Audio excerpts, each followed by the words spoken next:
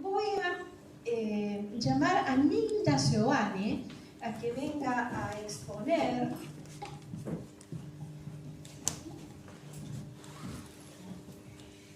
en nuestra última disertación del día.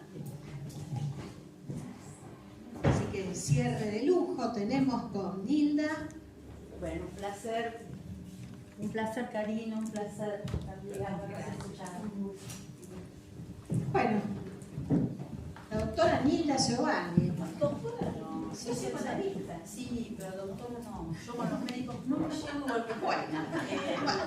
No, soy psicoanalista, terapeuta del lenguaje, cantante, compositora, y hace más de 40 y pico de años que tengo el placer de poder alojar, recibir a muchas familias, a muchos niños, niñas y niñas que pueden, tengo voz.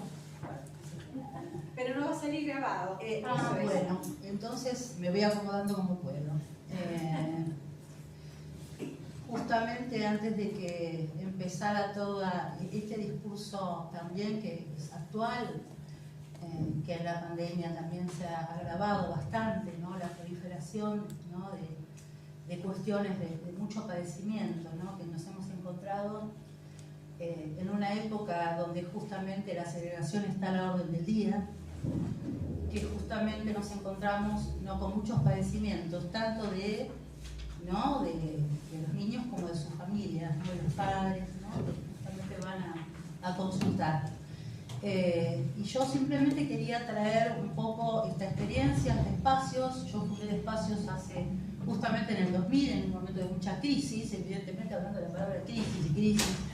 Yo la voy a conmover un poco la palabra crisis y voy a hablar del lenguaje, que es mi eje de investigación, que tiene que ver justamente con de qué manera nos afecta eso que circula, eso que se dice, que de alguna manera cómo nos va formateando, ¿no? Y de alguna manera haciendo pensar, ¿no? Como bien dijeron acá las compañeras que estuvieron presentando, desde qué manera vamos a empezar a mirar a un sujeto, digo, que está en constitución con un niño, y de qué manera vamos a escuchar también al otro, ¿no? Me parece que hay una época donde nos encontramos con un discurso arrasador, que es el discurso del amo, que hace que todos tengamos quizás no una clasificación, un número, y que no nos encontremos con la mirada, ¿no? ni con lo vivo, ¿no? Nosotros empezamos hace prácticamente desde 2005, editamos un libro que se llama Interrogar el autismo, hacer espacio del lenguaje, porque quisimos deshacernos de todas las clasificaciones psiquiátricas, de todo lo que implica el etiquetamiento, diagnóstico, y empezar a ver ahí a un sujeto en constitución. ¿De qué manera? Fue la pregunta finalmente, ¿cómo se constituye un sujeto y el otro? ¿Cómo se constituye el sujeto y el mundo? Entonces estamos hablando de abrir puertas del museo, ¿no? Cuando una puerta se da como acordada, pareciera que para todos nosotros la puerta existe. Bueno, para muchos niños, para muchas niñas, para muchos sujetos, esa puerta no existe desde el primer momento. Hay un trabajo de constitución del espacio que tiene que ver con la lengua, que tiene que ver con el lenguaje. Lacan dice, el espacio es lingüístico, por lo cual el aquí y el allá, el aquí y el allá, no está dado desde el vamos, no es puramente biológico.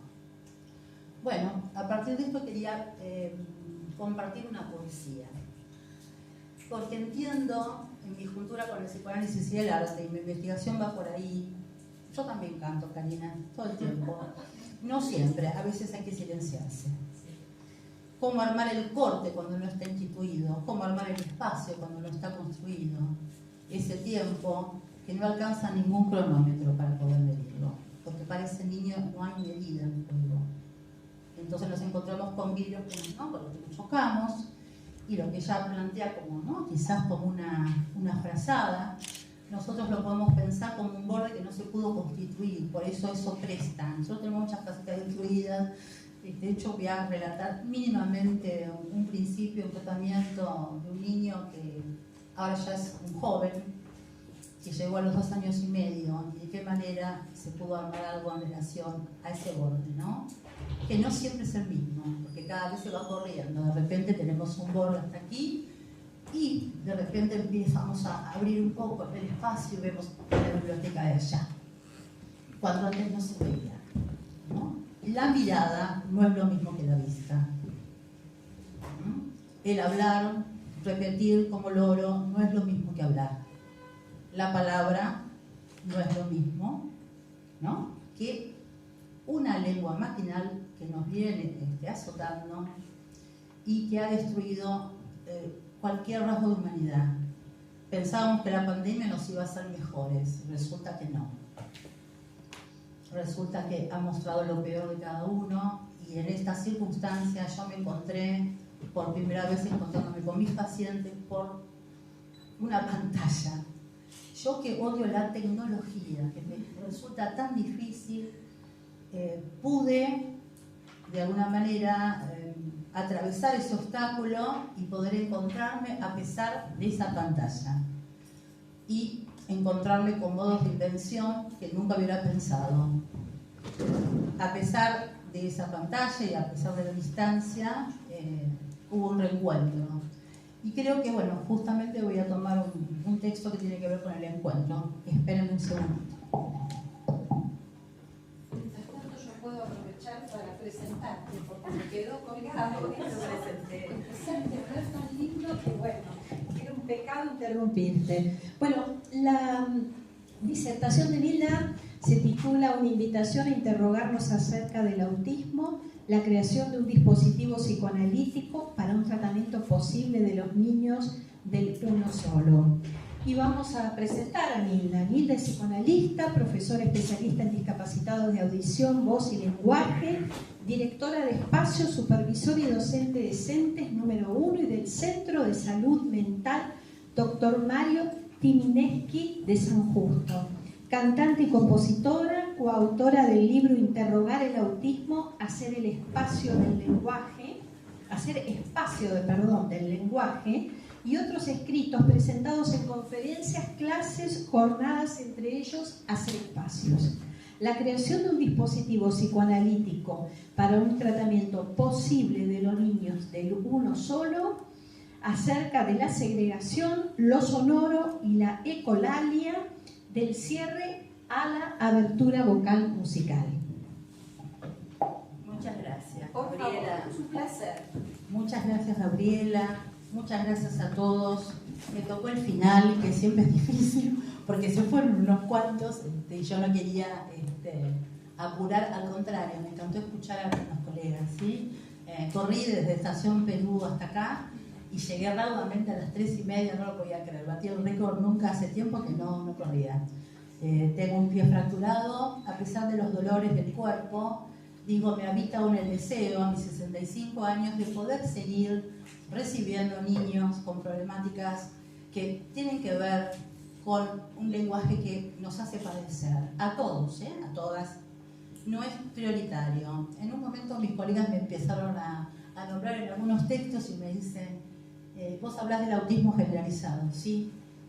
Digo, un poco, ¿no? Este punto del goce del uno que hace que, ¿no?, en vez de placer, en vez de situaciones de placer, tengamos estas situaciones tan terribles de padecimiento, tanto de los papás, que a veces, ¿no?, los lapidan, ¿no?, los arrasan con diagnósticos, ¿no?, donde para todos parece que hay una fotocopiadora, ¿no?, en los hospitales, y entonces, bueno, es diagnóstico tal, sí, bueno, todos exactamente igual.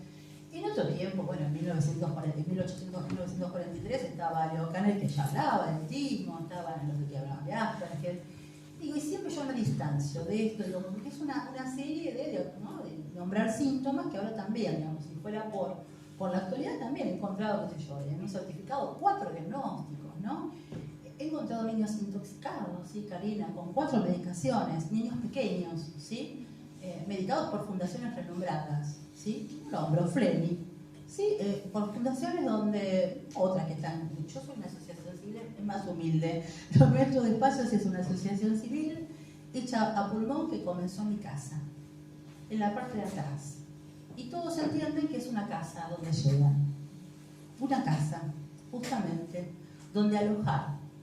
Lo mismo que yo veo, este lugar es hermoso, ojalá se pudiera, yo veo que hay gente con deseo de que este lugar se habite, y que sí, si se arman las condiciones, que para cada uno, entiendo, que no es para todos, también hay que entender eso, no por lo menos en el mismo tiempo, y sí empezar a ubicar que no existe esta receta, ¿no?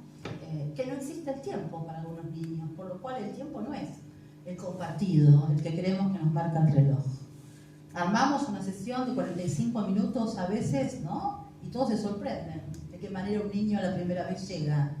Llegó un niño de Bolivia hace poco, con los padres desesperados, angustiados, porque no tenían algún tratamiento posible que les permita armar algún lugar de alojamiento para sus hijos. Y el alivio fue tal al ver que el niño, a pesar de haber llegado dormido, yo le capturé una canción de cuna, y de alguna manera Miguel, que está acá presente, tocó un son con la guitarra, ¿no? Una cuestión bastante monótona que permitió que ese niño se aplacara, ¿no? Que dejara de llorar y se acostara en un rinconcito de un silloncito que parece que tuviera un imán, digo, ¿no? Que ahí queda, ¿no? Ese punto fijo que permite después que el otro puede estar, porque si no todo desaparece, todo queda en un lugar oscuro, como dice Roger Caillois, habla de la fagotización del espacio. Fagocitación del espacio implica que queda, no lo podemos nombrar nosotros, los que no tenemos ese determinado detalle subjetivo, que es un niño que no ha podido constituir la imagen de sí, la imagen a partir del otro, y donde, bueno, no hay más que una especie de oscuridad, vamos a llamarlo así, o todo luz se encandila. Digo, ¿no? Esto que es la atracción, sí, puede ser que se quedan fagocitados por una luz. O sea, ni siquiera es un deseo, simplemente quedan tomados, ¿sí? O pueden quedar tomados por un objeto, y si esto desaparece, puede haber esto que se ha nombrado todo el tiempo como crisis. Digo, no es una crisis. Cae ese sujeto. No existe. Está totalmente mortificado. Hay un gran padecimiento. Y si eso no se entiende, que el ser humano padece, bueno, vamos a vivir medicados todos, también los niños que supuestamente se nombran como TEA, y también todos nosotros, porque todos tenemos algún padecimiento, entonces si no dormimos nos van a dar para dormir, si estamos ansiosos para, bueno, vamos con las anfetaminas, y bueno, después algo para aplacarnos, porque bueno, además, bueno, la gente ya viene al consultorio con el todo, yo tengo todo, yo tengo ataque de pánico, digamos, nadie tiene nada, nadie tiene una discapacidad, ni nadie tiene, ¿no? A mí me dijeron, ¿sos diabética? Dije, no, la verdad que no, yo no soy diabética, yo puedo, ¿no? Tener alta la glucosa, tener alguna alteración de mi metabolismo, pero yo no soy eso. La cuestión identitaria con el tema de soy TEA, soy autista, soy TOC, soy lo que sea, determina de tal manera el sujeto que no permite tampoco que aparezca alguna diferencia y que quede aplastado con esa nominación. Por lo cual, lamentablemente, ¿no? Como bien decía Cacarina, tenemos que utilizar el PUD, lamentablemente, yo digo, es el recurso lamentablemente legal. Digamos, nuestras funciones de espacios también tienen que ver con asesorar legalmente a los padres, poder hacer uso, porque la ley es muy rica, lamentablemente antes ni siquiera se podía por salud mental dar un tratamiento a los niños, desde el momento que se incluye y se llama también después la ley sobre autismo, bueno, podemos empezar a ubicar que es posible que la obra social con mucha suerte y viento a favor apruebe algún tratamiento posible. No todos, porque también, bueno, yo soy terapeuta de lenguaje y yo ya no puedo facturar porque mi título es terciario y ya no sirve más. Bueno, en la época de Macri se determinó que yo no era más terapeuta del lenguaje. Ahora, bueno, eso yo no lo brindo igual, porque en la asociación no dejamos sin tratamiento, digamos, a ningún niño, digamos, intentamos que cada niño tenga un espacio posible y sus padres también, porque no es sin los padres, no es sin escucharlos, no es sin responder a sus preguntas, no es sin que nos hagamos preguntas juntos, no es sin ver y escuchar al otro, sin mirar. Digo la diferencia entre ver y mirar, que no es lo mismo. Hay 42 años de mi práctica, en donde yo encontré muchos niños en distintos espacios escolares y demás. Y en muchos casos, sí, parecía que no sabíamos qué hacer. Dije, bueno, a ver si nos ponemos a pensar qué, no qué hacer. Y un saber hacer que va por fuera de cualquier elucubración teórica. Digo, a pesar de que yo he leído bastante. He leído sobre distintas teorías y también les explico a los papás las diferencias de los tratamientos para que puedan elegir. Hay una elección, porque si no, lo que hay es un discurso que se impone, que es el médico hegemónico, donde dice que bueno, que ahora los niños se nombran como TEA, espectro autista. Una especie de bolsa de gatos donde todos estamos incluidos prácticamente. Hace muchos años atrás, cuando este libro salió, que es un libro que se los puedo compartir por PDF porque no se edita más, el que quiera me lo pide y lo comparto, habla de una interrogación, por eso los invito nuevamente a interrogarnos, porque realmente a esta altura, después de haber escuchado muchos años, distintos médicos, de hecho hay médicos que nos han borrado como terapeutas porque dijeron que éramos psicoanalistas, ¿sí? Entonces han caído tratamientos porque los neurólogos determinaron que el psicoanálisis no es posible. Cuando tenemos una psicoanalista que es súper nombrada, que es Maud Manonit, de hecho hay una escuela que se llama así, especial, en la ciudad de Buenos Aires, que costó mucho que la nombremos de esa manera, porque si no era nombrado, digamos, desde un lugar patológico, justamente la escuela. Y ese nombre, bueno, es alguien que se animó a poder atender niños con dificultades, ¿sí? Sufrientes, que nadie quería atender. Nadie quería atendernos, ni en los hospitales, y es el día de hoy. Yo intenté armar en el Hospital Parisien, justamente, un equipo ahí, después lamentablemente no se pudo armar, y he trabajado con la gente de consultorios también ahí de niños, dando clases, también en el Centro Timineski, y superviso también ahí el equipo de niños. Entiendo que el tratamiento de cualquiera de nosotros no se trata de ninguna especialización. Se trata de ese encuentro con el otro y escuchar ahí ese detalle que es muy singular. Por eso descreo de las cuestiones universales. Descreo de las fórmulas, ¿no?, que para todos los mismos, y descreo de un discurso que es muy viejo. Hace más de 40, 50 años se hablaba, ¿no?, del discurso conductual, del discurso, ¿no?, de las teorías del refuerzo de Skinner, que son muy viejas, donde, bueno, lo que se trataba era de adaptar a los niños, bueno, a cualquiera, un sujeto, a un adulto, adaptarnos, la adaptación. ¿A qué sería? ¿A qué habría que adaptarse? ¿A qué habría que adaptar a un niño, ¿no?, que está presentando un sufrimiento? ¿No será nosotros que tengamos que empezar a ver de qué manera? Digo, y este es el detalle que nosotros escuchamos cada vez que llega una familia, cada vez que llega un niño a Despacios. ¿Qué es una ficción? Digo yo, Despacios es una ficción porque se va constituyendo cada día, cada vez. Un dispositivo único para cada uno de ellos. Para ninguno es igual, para ninguno. Porque cada uno porta un detalle distinto, por lo cual entiendo que esta interrogación que comparto hoy es para pensarnos a todos acá que vamos a recibir a niños y a niñas que están padeciendo de algo, de qué manera poder cuidarlos, ¿no?, para no someterlos a situaciones penosas y para que también las personas que están recibiendo no se suman en una angustia insondable porque no saben qué hacer.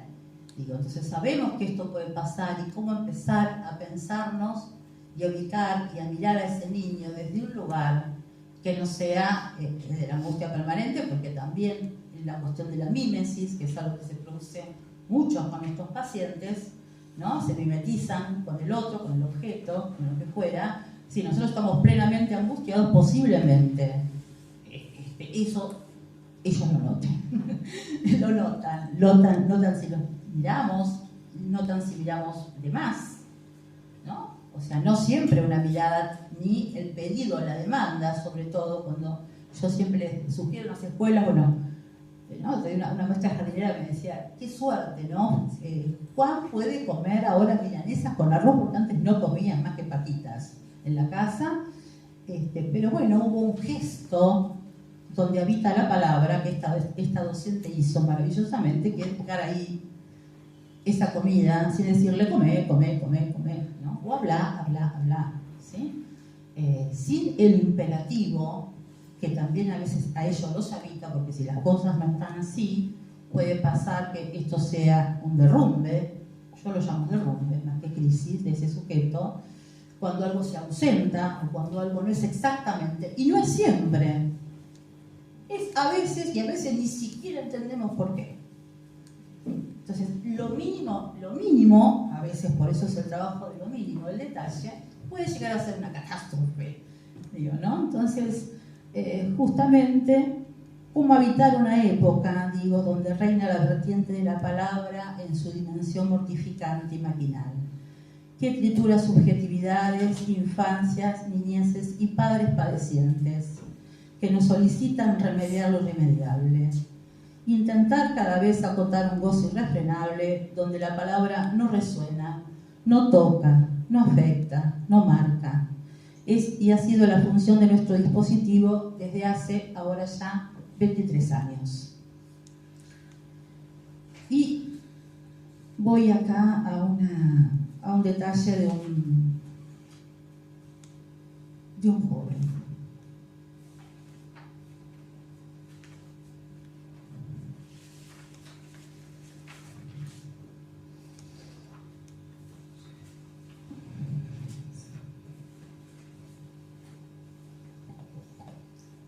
Con algunas compañeras acá docentes que estuvimos conversando en el café, en el intervalo, les prometí que iba a compartir una poesía. No se trata de elegir esto o aquello, tampoco de sumarlo. Se trata de llegar a la resta que permita el encuentro. No conocemos bien la parte de la resta, tampoco la forma del encuentro. Pero en el más o menos que resulta, se abrirá el espacio que aguardamos. Y allí, en ese espacio, no estaremos al margen. Poirot, 13ª poesía vertical. Esta poesía la compartí cuando Despacios cumplió en pandemia 20 años, y también un paciente que llegó a Despacios a los 2 años y medio, y que justamente en ese aniversario también cumplía 20 años. Que tuve el honor de acompañarlo hasta la actualidad. Bueno, había tenido un momento de dejar el espacio y volvió porque, bueno, tiene una situación de duelo, ¿no? Ha fallecido su abuela. Y entiendo que, bueno, que ese recorrido prácticamente de ese niño que fue tan pequeño cuando llegó, un poco signa prácticamente el recorrido de trabajo de Despacios, ¿no? Y quisiera como simplemente un pedacito nada más, leer un pedazo de este trabajo que no está publicado aún, pero que va a ser en algún momento. De una lengua unívoca, proveniente del vocablo del latín tardío unívocas, que alude a aquello que cuenta con un solo nombre o sonido, a la lengua musical. Los padres de Nacho llegan a través de Zulema, psicopedagoga del equipo de un gremio docente y también del Centro de Salud Mental Kimenetsky, alguien a quien apreció mucho y que posee una gran sensibilidad frente al padecimiento de infantes y niños. Llegan en diciembre del 2002, colmados de angustia, de temores, de dudas, de preguntas, con un papel en sus manos, con un diagnóstico y la indicación de tratamientos provenientes de un discurso que impera, aplasta y sustituye el nombre de su hijo por el de una sigla, como miles de niños que recibieron y reciben el mismo papel, como si hubiera sido fotocopiado, y que desde hace años son sometidos a la reeducación de lo no constituido, al adiestramiento de lo que se lee como déficit. He acompañado a estos padres en este transcurrir tan doloroso, dando lugar a la palabra, para construir un espacio posible de alojamiento a su padecimiento. Nacho, de 2 años y 6 meses, es el cuarto hijo de P y el primer hijo de S, ambos docentes, el padre docente especial de ciegos, ambos sindicalistas militantes. Nacho pequeño, delgado, sumido en el silencio, ha perdido sus primeras palabras hace unos meses. Se pierde en el paisaje, que se desliza por la ventana del auto familiar y si se interrumpe el viaje, llora, grita. También si una película deja de reproducirse. La mamá de Nacho permanece en el patio contiguo al consultorio donde queda la vista de él. En sus primeras sesiones, él no soporta su ausencia. Mientras él alinea un barco y un fuerte de los piratas que se apoyan en un punto, en un equilibrio que no puede romperse porque él se rompe. El ínfimo movimiento que los distancia se torna derrumbe. La caída de uno de ellos es insoportable. Lo idéntico, lo inmutable, se presenta. Algunos elementos que él toma del consultorio o que lo toman. Una pelota grande donde se adhiere y se mece boca abajo hasta que un deslizamiento de su cuerpo hace que se golpee la cabeza, sangra, llora y se sorprende de ese fluido rojo que aparece. Un golpe que bruscamente los trae del continuo, que es esta macasi. A partir de telas y una esterilla, ahí estamos, donde él se sumergía para aparecer y desaparecer, con las que yo lo envolvía. Ah, acá está Nacho, no está, acá está y no está. Es la célula, ¿no? Lo que nosotros llamamos Jordá, la célula incipiente de la palabra y del juego. Esas tiras, ¿no? Se instala una vacilación en la que él emerge y me espera. Unas tiras de telas elastizadas donde lo envuelvo y se envuelve parado para luego desenvolverse. Mi voz que también lo envuelve con sonidos cantados que se estiran, se deslizan, se alargan, se incrementan, desaparecen, instalan cortes, infinitas detenciones que permiten apaciguar una fuerza sin medida que lo habita y por momentos lo hace tronco. Pascal Guinard, del odio a la música. Esta frase va en relación a los lienzos. Rodeamos de lienzos una desnudez sonora, extremosa, lastimada, infantil que perdura sin expresión en lo más hondo de nosotros. Estos lienzos son de 3 clases: las cantatas, las sonatas, los poemas, lo que canta, lo que suena, lo que habla. Con ayuda de estos lienzos, así como procuramos sustraer a la escucha ajena la mayoría de los ruidos de nuestro cuerpo, sustraemos a nuestro propio oído algunos sones, algunos sonidos más antiguos. Los lienzos son esos que están con herida que se expande, que disimulan la desnudez vergonzante, que envuelve al niño cuando sale de la noche materna y descubre su voz al lanzar el primer aullido, desencadenador del ritmo propio de la pulmonación animal que le pertenece hasta la muerte. Apacigua lo que pesa en el fondo del corazón de un humano y suaviza el ardor que allí se corrompe. Bueno, dejo acá